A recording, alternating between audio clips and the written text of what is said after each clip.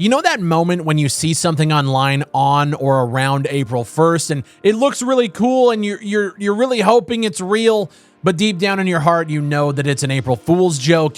This one better be fucking real.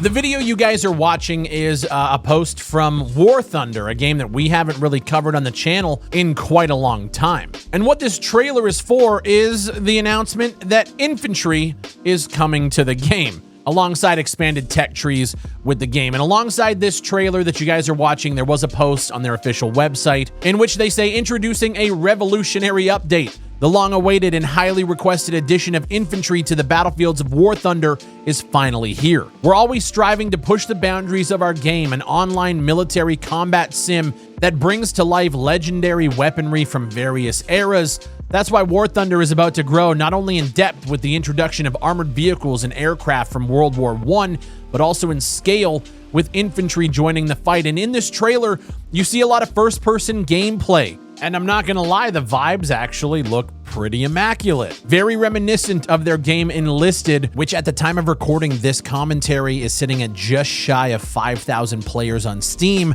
where War Thunder is sitting at just shy of 100,000. I remember playing Enlisted when it first released, and I thought, man, if they took these mechanics, obviously polished them up a little bit, dressed them up, and then brought that to War Thunder, that would go hard. But because it was posted on April 1st, everybody thinks this is a joke.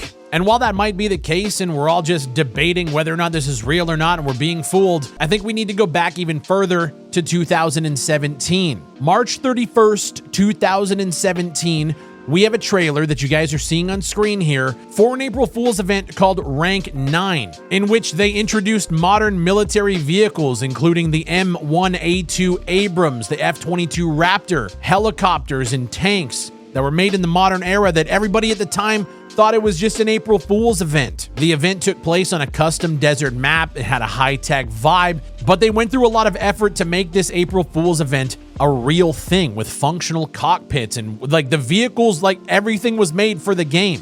Fast forward a year later, Gaijin officially adds helicopters to War Thunder in update 1.81 called the Valkyries. This marked the start of helicopter PvE and PvP gameplay using many of the mechanics that were first shown at that event, including things like guided missiles, helicopter flight models, and everything else. And the modern tanks that were put into the game during that event were prototypes for future rank 6 and 7 tanks, which eventually just paved the way to become standard in the game. Fast forward to 2021 with their April Fool's event titled Warfare 2077. The event placed players in a near future combat scenario with unmanned ground vehicles and aerial drones. Players could control autonomous tanks, recon drones, and laser weaponry, and it was all put together as an April Fool's event. A year later, War Thunder officially adds reconnaissance drones to regular ground realistic battles as part of update 1.91 called Drone Age. These drones at the time were grounded more in reality than the sci-fi ones we saw during the event, but the mechanics, the control schemes, and the recon roles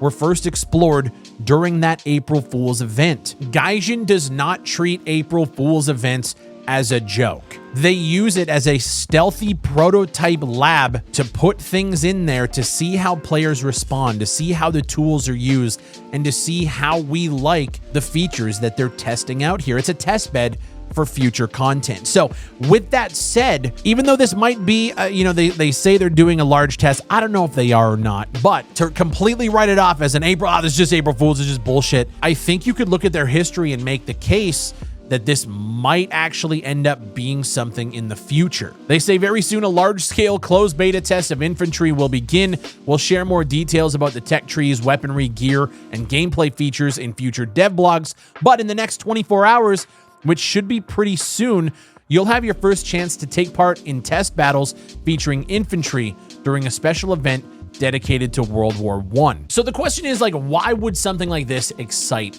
me?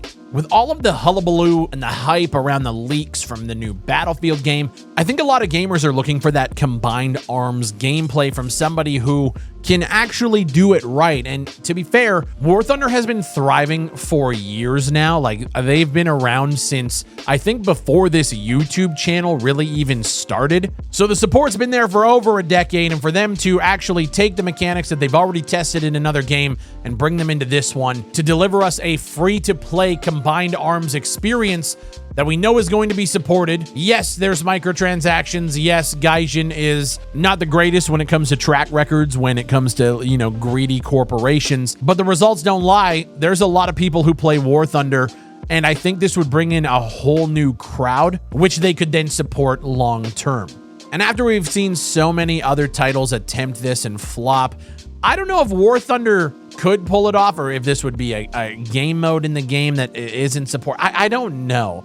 But the thought of a company like Gaijin, who has supported their game long term, bringing this in and giving us a free-to-play alternative to that Battlefield hype that everybody is looking for, alongside the ability to, from the sounds of it, jump across theaters of war from World War I, World War II. In this trailer, we're seeing a lot of modern weaponry. And so I'm making this video to just go out on record and say, if this isn't an April Fool's joke, or if this is like a test to see if people are interested, yes, this was exactly the route I said they should have taken when Enlisted came out. Take those mechanics, throw it into that, make a combined arms game, and give us a free-to-play Battlefield-like experience that people are actually fucking with.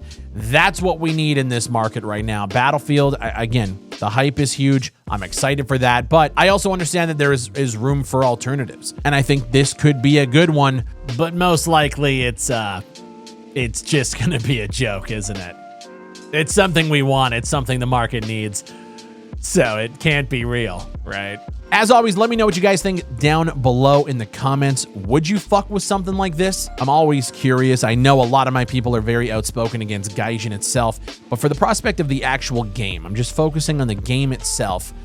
This is pretty fucking cool. And if there's one thing I can say about this entire event is that I kind of want to go back and play War Thunder again. Just seeing some of the clips from like the tank gameplay and just like reading through forum posts and trying to get people's kind of like community reaction, seeing people talk about the new updates. The hype for War Thunder is still like really, really high. And as somebody who has a channel that focuses on games that die all the time, and like I'm always in that space of like, oh, I'm playing another game that's just gonna die in a month. It's actually really refreshing to see games that are thriving and have communities and have people like discussing random April Fool's events that have more effort put into them than most of the games that I cover on this fucking channel. It makes me kind of just want to go play it. My name is BigfryTV. Thank you guys for watching. Leave a like on the video, subscribe for more content just like this, and I'll see you on the next one.